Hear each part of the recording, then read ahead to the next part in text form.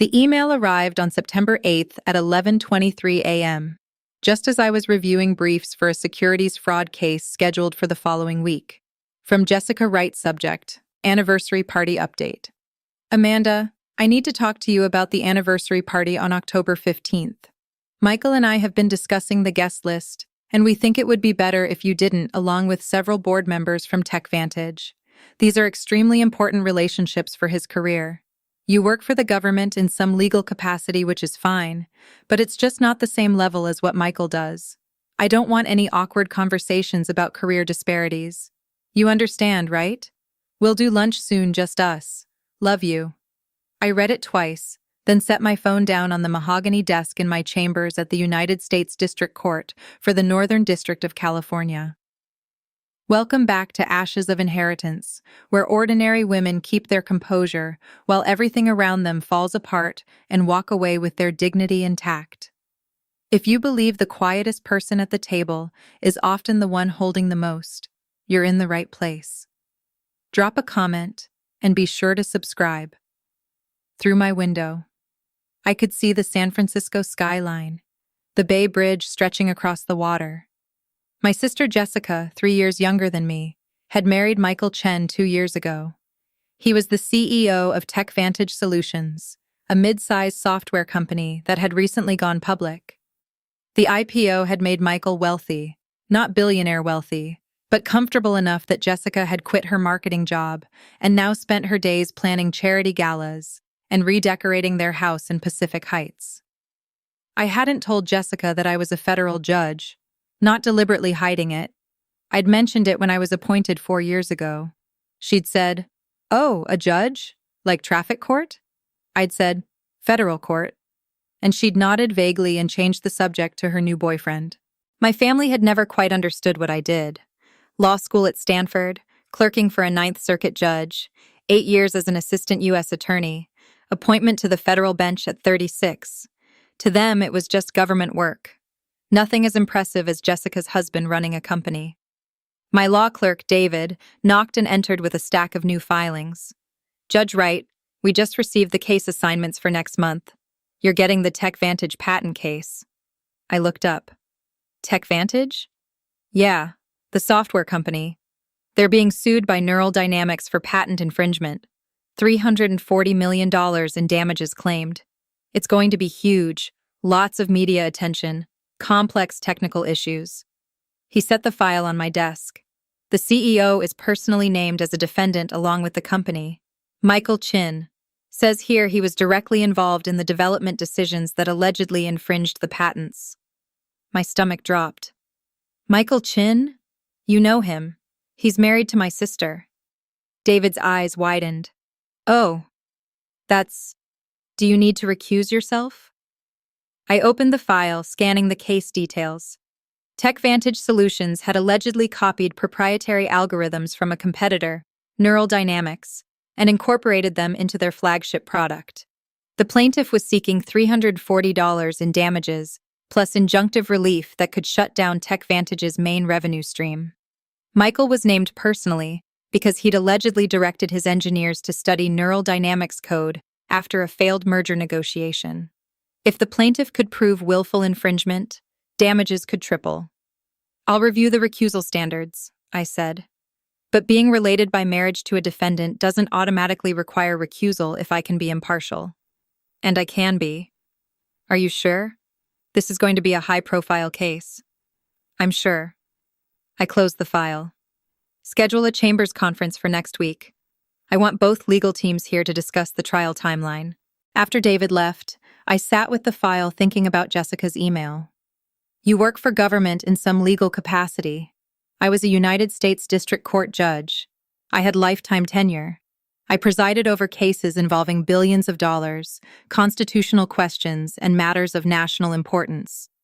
Last year, I'd handled a class action against a pharmaceutical company, an antitrust case against a major tech firm, and a complex securities fraud prosecution. And my sister thought I worked some government job. I picked up my phone and typed a response to Jessica's email. "Me, I understand. Enjoy your party." I didn't tell her about the case. She'd find out soon enough. The next 3 weeks were consumed with other trials and motions. I sentenced a defendant in a white-collar crime case, ruled on summary judgment motions in 2 civil cases, and presided over jury selection in a trademark dispute.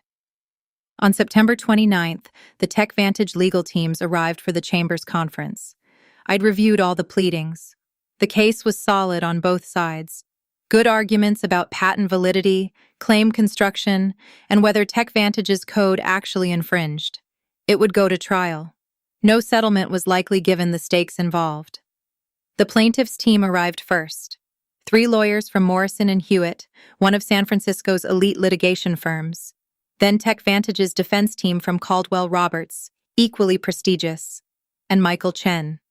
He walked into my chambers in an expensive suit, looking every inch the successful CEO. Confident, polished, used to being the most important person in the room. He didn't recognize me at first. Why would he? He'd met me exactly 4 times. At his and Jessica's engagement party, the wedding, and 2 family dinners. At all 4 events, he'd been polite but distant, clearly more interested in networking with my parents' friends than talking to his wife's sister, who worked some government job. I sat behind my desk in my robes. "Good morning, counsel. Mr. Chin, please sit." Michael's lead attorney, Gerald Caldwell, spoke first. "Your Honor, thank you for making time. We wanted to discuss the trial schedule and potential motions in limine." He stopped because Michael had made a small strangled sound. "Mr. Chin," I said, "are you all right?" He was staring at me, really looking at me for the first time. At the nameplate on my desk, Honorable Amanda Wright, U.S. District Court Judge. At my robes. At the seal of the United States behind me. "You're—" He started then stopped. "Judge Wright. Amanda Wright." "Yes. You're Jessica's sister." "I am." His face had gone pale. Gerald Caldwell looked between us, confused. "Your Honor, is there a conflict we should be aware of?" "Mr. Chin is married to my sister," I said calmly. "I've reviewed the recusal standards. My relationship to Mr. Chin is by marriage, not blood. I have no financial interest in the outcome of this case. I can preside impartially. However, if either party wishes to file a motion for recusal, you're welcome to do so." The plaintiff's attorney, Sandra Morrison, spoke up.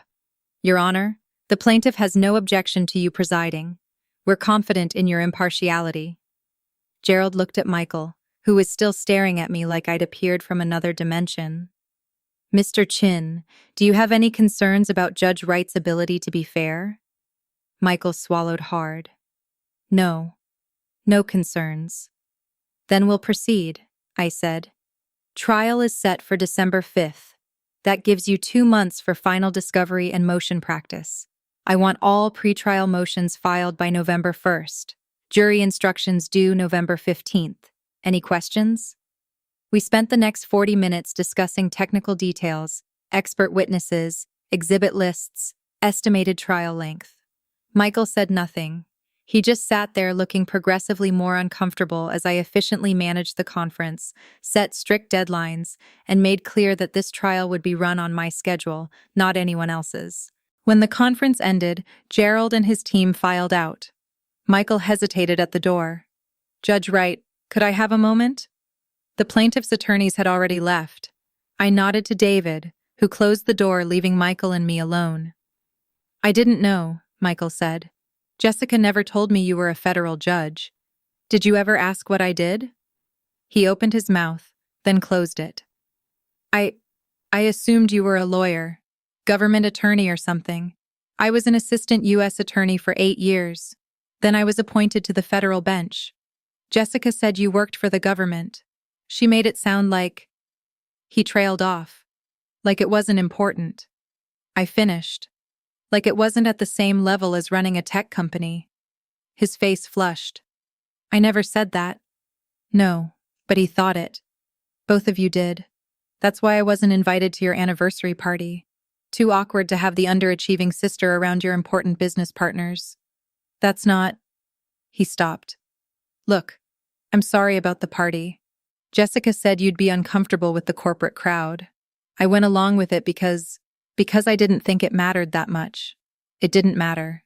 I agreed. And this case won't matter either in terms of our personal relationship. In this courtroom, you're a defendant in a $340 million patent infringement case. I'm the judge who will ensure you get a fair trial. That's all. He stood there wrestling with something. Finally, can you really be impartial? Jessica's your sister. Mr. Chen, I've presided over cases involving companies where I own stock. I just recuse myself from those specific cases. I've handled cases involving lawyers I went to law school with. I've sentenced defendants whose families I felt sympathy for. Being impartial doesn't mean having no human connections. It means putting aside those connections to apply the law fairly. I leaned forward slightly. And I promise you, I am very good at my job. He left without another word. That evening, my phone rang. Jessica. Amanda, what the hell? Hello to you too. Michael just told me you're the judge on his case. His huge company-destroying case. Why didn't you tell me? When would I have told you? Before or after you uninvited me from your anniversary party? Silence. Then, that's not fair, isn't it? You made it very clear that my government job wasn't impressive enough to be around Michael's business associates. Now you're upset that my government job involves over his case. You're federal judge. You never said you were a federal judge. Jessica, I told you when I was appointed 4 years ago. You asked if it was like traffic court. I said federal court. You said that's nice, and asked if I was dating anyone. More silence. You never talk about work, she said finally. You never make it sound important. Because every time I try, you change the subject. When I told you about the pharmaceutical class action I handled, you interrupted to talk about your kitchen renovation. When I mentioned testifying before Congress about sentencing reform, you asked if I'd met any celebrities. I didn't know it was that big a deal. It's not about it being a big deal. It's about you never being interested enough to find out what I actually do. I sighed. Look, the case will be handled fairly. Michael will get the same trial anyone would get in my courtroom. Nothing more, nothing less. Can't you just, I don't know, recuse yourself? Get a different judge. I could, but I won't.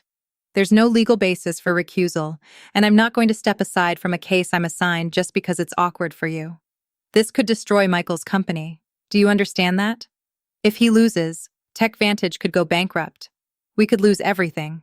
Then his lawyer should build a strong defense. That's how the legal system works. You're enjoying this, she said bitterly. You're enjoying having power over us. That stung. I'm not enjoying anything. I'm doing my job. If you can't understand the difference, that's your problem, not mine. She hung up. I sat in my apartment looking out at the city lights, wondering if I should have recused myself. Not because I couldn't be impartial. I knew I could. But because it was going to destroy what little relationship I had left with my sister. But then I thought about the law, about justice, about the oath I'd taken to administer the law fairly without favor or prejudice, about the hundreds of defendants and plaintiffs who appeared in my courtroom, trusting that they'd be treated fairly, regardless of their connections or lack thereof. I couldn't recuse myself just to make my family comfortable. That would be its own form of bias. The next 6 weeks were a whirlwind of pre-trial motions. Techvantage filed a motion to dismiss, arguing the patents were invalid. I denied it. That was a question for the jury. The plaintiff filed motions in limine to exclude certain expert testimony. I granted 2, denied 3. Every filing, every motion, every order I issued was scrutinized. The tech press covered the case extensively. Legal blogs analyzed my rulings looking for any hint of bias. They found none. I was scrupulously fair, applying the law as I would in any case. Michael appeared at several hearings, always professional, never acknowledging our personal connection in front of others. But I could see the stress on him. This case was existential for techvantage. If the jury found willful infringement, treble damages could reach over $1 billion. The company would fold. Jessica stopped speaking to me entirely. She blocked my number. Our parents called confused, asking what was happening. I explained the situation. Dad took my side. You have to do your job, honey. Mom took Jessica's. Can't you just give the case to someone else? For family harmony. There was no family harmony to preserve. There never had been, really. Just the illusion that we were close because we shared DNA and holiday dinners. On November 20th, 2 weeks before trial, Gerald Caldwell requested an emergency chambers conference. Both legal teams crowded into my office. Your Honor, Gerald said, the plaintiff has made a settlement offer. $175 million. My client is considering it, but the board wants certainty about the trial timeline and potential outcomes before making a decision. Sandra Morrison nodded. We're willing to settle to avoid the uncertainty of trial.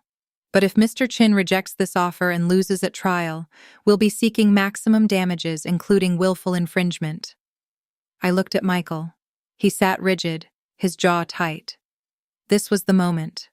Take the settlement and save the company, but admit wrongdoing or go to trial and risk everything. Mr. Chin, I said, this is your decision, not mine.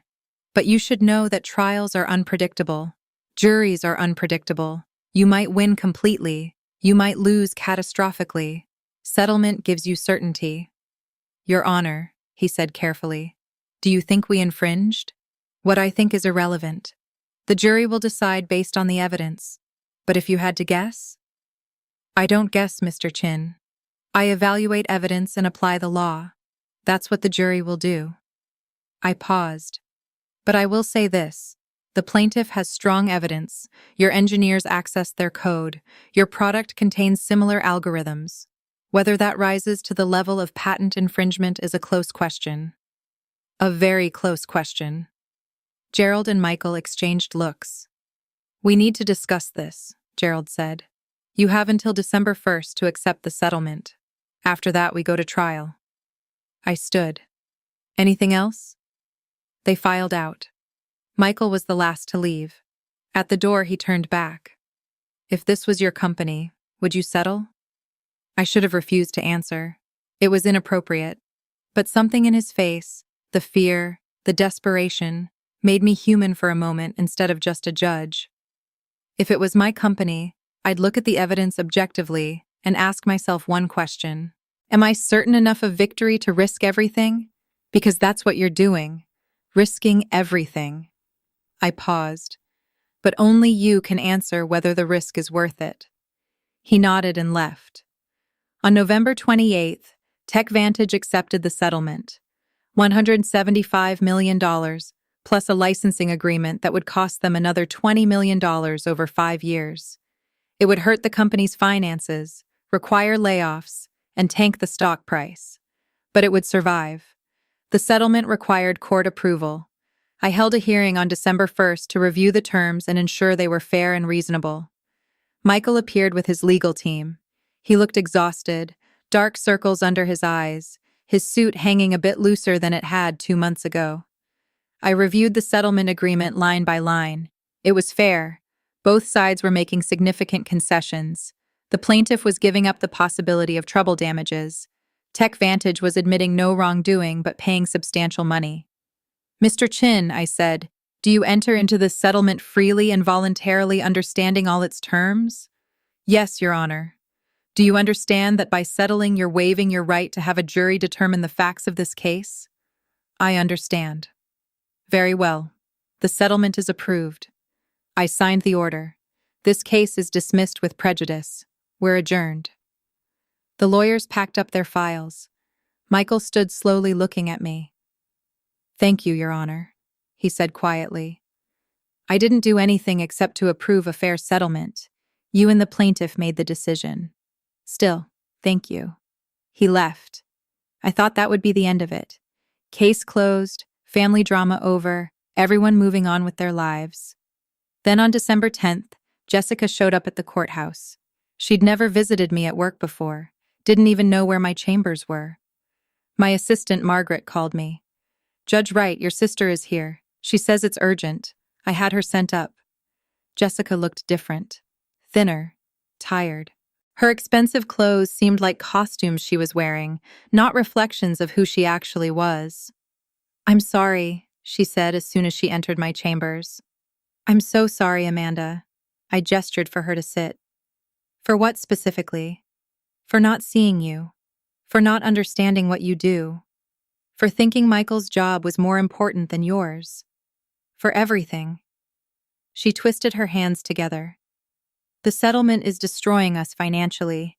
Michael might lose his job. The board is talking about replacing him. And all I can think about is how I told you not to come to our anniversary party because your government job wasn't impressive enough. Jessica, let me finish. Please. She took a shaky breath. I watched you in that courtroom during the settlement hearing. You were so commanding, confident. You knew every detail of the case, every legal standard, every precedent. Michael's lawyers, who charged $1,200 an hour, were deferring to your judgment. And I realized I had no idea who you were. My own sister and I didn't know you. I said nothing, just waited. I called Mom after the settlement. I was angry. I said you could have helped us, could have ruled differently, could have done something. And she said, Jessica, your sister is one of the most respected federal judges in California. She can't compromise her integrity for anyone, even family. That's who she is.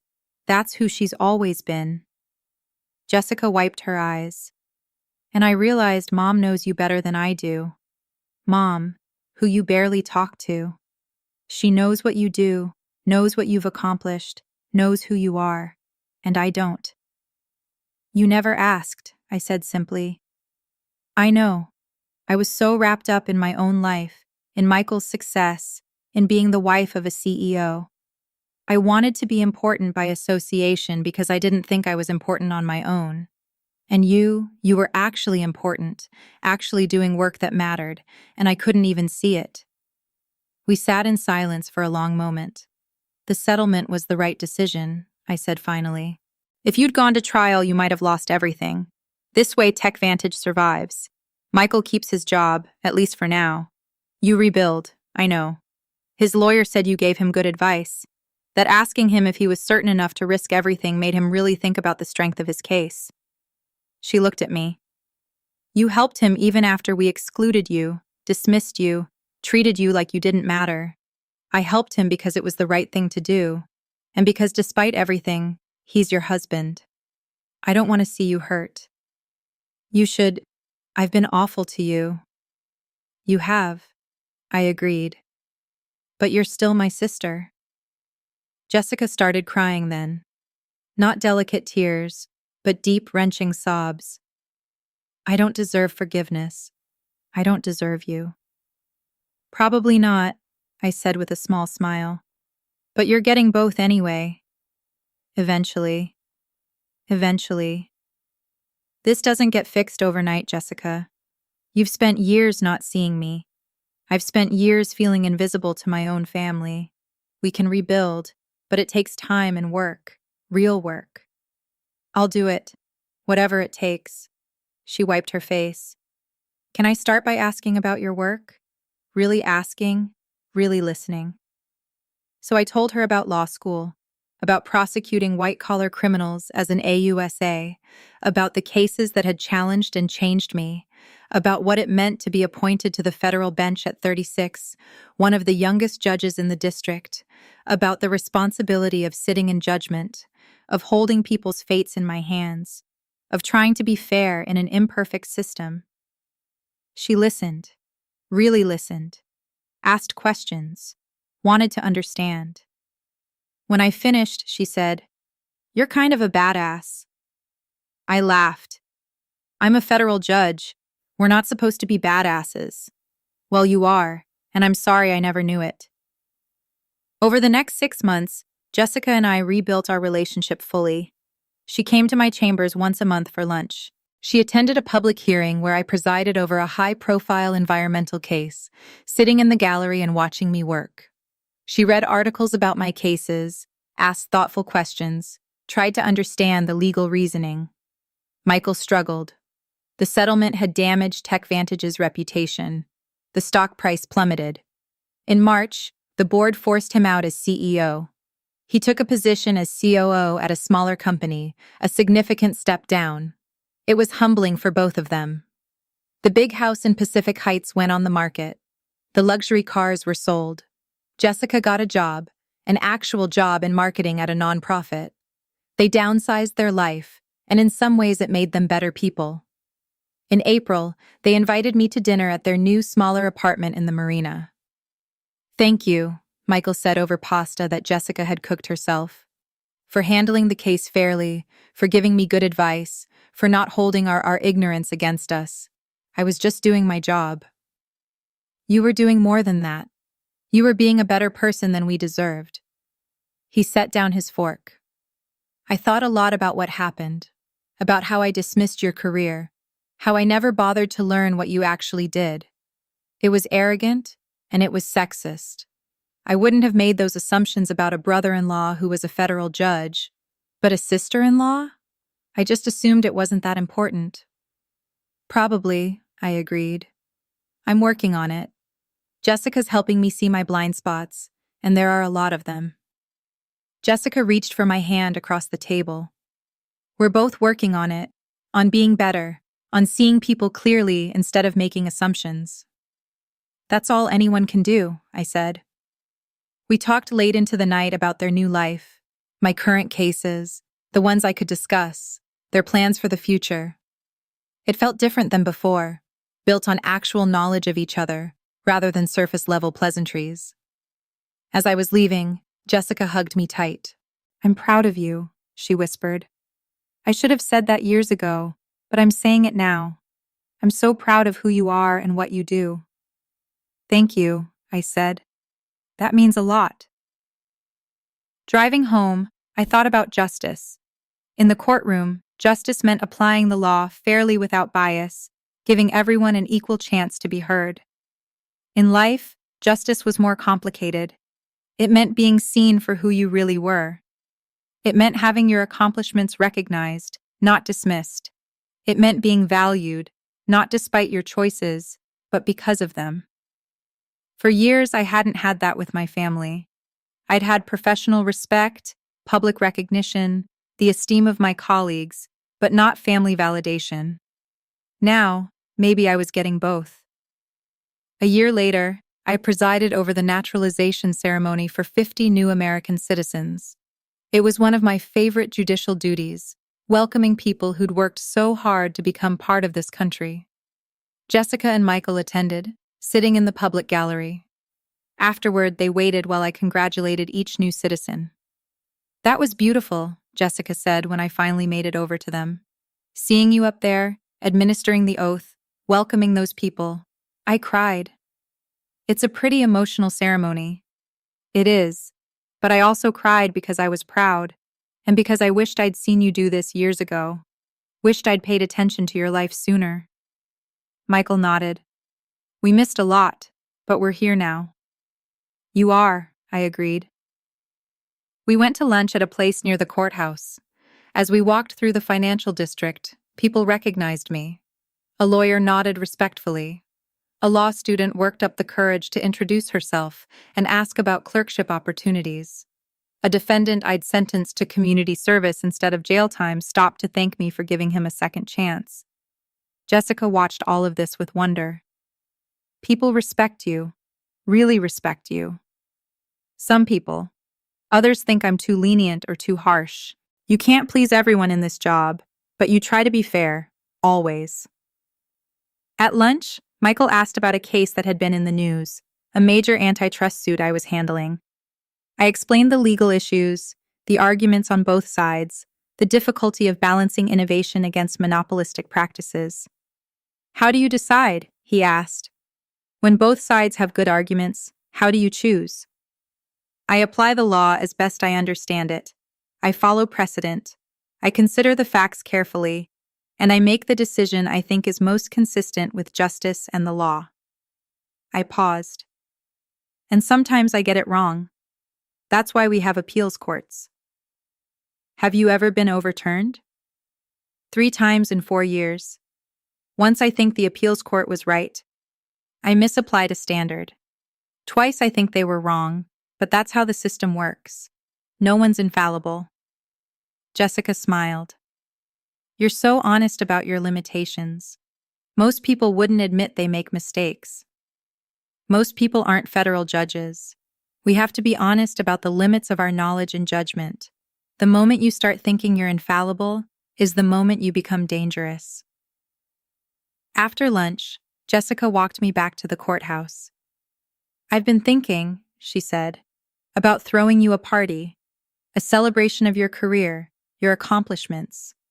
Invite your colleagues, your law school friends, people who actually understand what you do. Would you want that?" I thought about it. A party full of people who knew me, who respected my work, who didn't need explanations or justifications for my choices. "I'd like that," I said. "Good, because you deserve to be celebrated. You've always deserved it. I'm just sorry it took me so long to realize." The party happened in June at a rooftop venue overlooking the bay.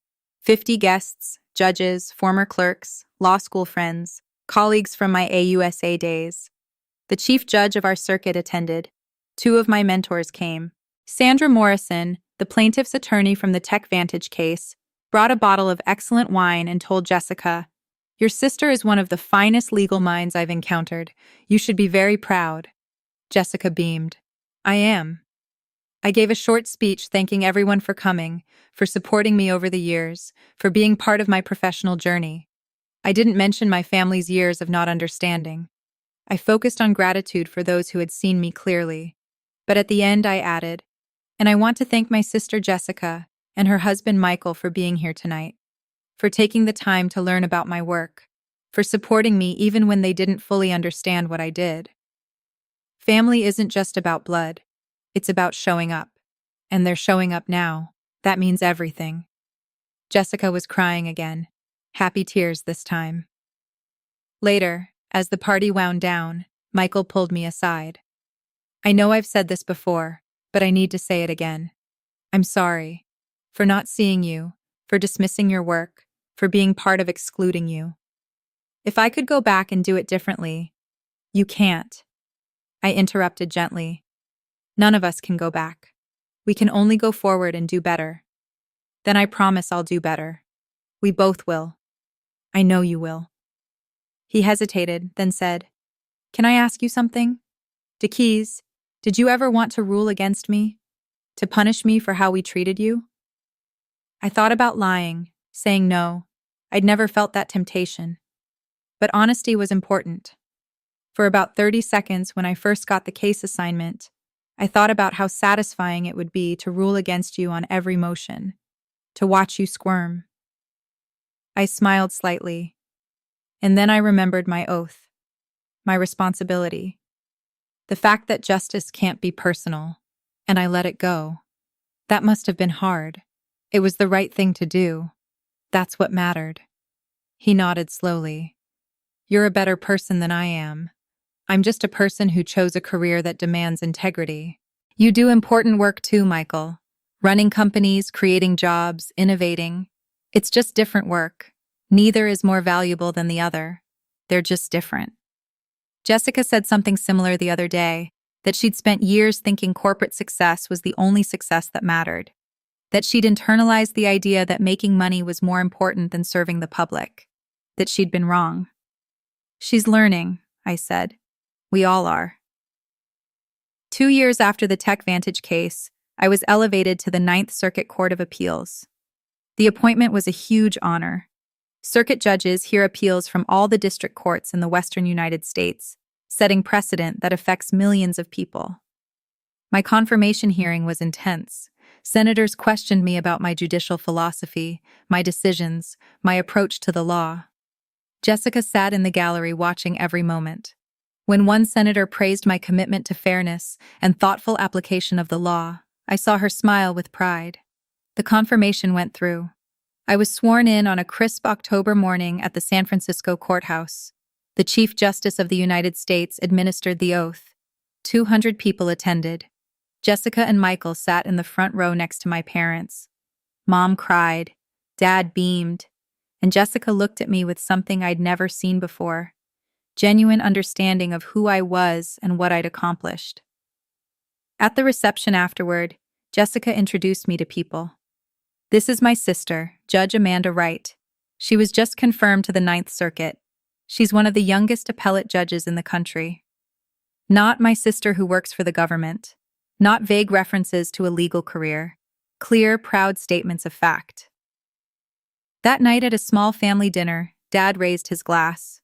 To Amanda, we always knew you were special, but I don't think we understood just how special until recently. You've achieved something remarkable. You've built a career based on integrity, intelligence, and fairness. We're proud of you. We should have told you that more often. You're telling me now, I said. That's what matters. Jessica stood. I want to say something too. Amanda, I spent years not seeing you. Not because you were invisible, but because I chose not to look. I was threatened by your success, intimidated by your intelligence, and too insecure to acknowledge that my little sister had accomplished more than I ever would. I'm sorry it took a $340 million lawsuit for me to finally pay attention, but I'm grateful that you gave me a second chance, that you're still my sister, even after everything. I stood and hugged her. Always, I said, no matter what. Later, as I drove home alone, I thought about the journey. From being the dismissed sister with the government job to being a respected federal judge. From presiding over my brother-in-law's case to being elevated to the appellate court. From family invisibility to recognition. The professional success had come first. That had been within my control. Work hard, make good decisions, earn respect through competence and integrity. The family recognition had taken longer. It had required them to do the work of seeing me and me to do the work of letting them. Both mattered. Both were necessary. Justice, I'd learned, wasn't just what happened in courtrooms. It was what happened in families when people finally chose to see each other clearly. When accomplishments were acknowledged. When value was recognized. When love was paired with understanding. I'd been a judge for 8 years. I'd issued hundreds of rulings. I'd overseen dozens of trials. I'd been affirmed, reversed, praised, and criticized. But the ruling I was proudest of wasn't from the bench. It was the decision to give my family another chance. To believe that people could change, could grow, could learn to see what they'd missed. That required a different kind of justice. One that balanced accountability with mercy, truth with grace, boundaries with forgiveness. I was still learning. We all were, but we were learning together, and that was enough.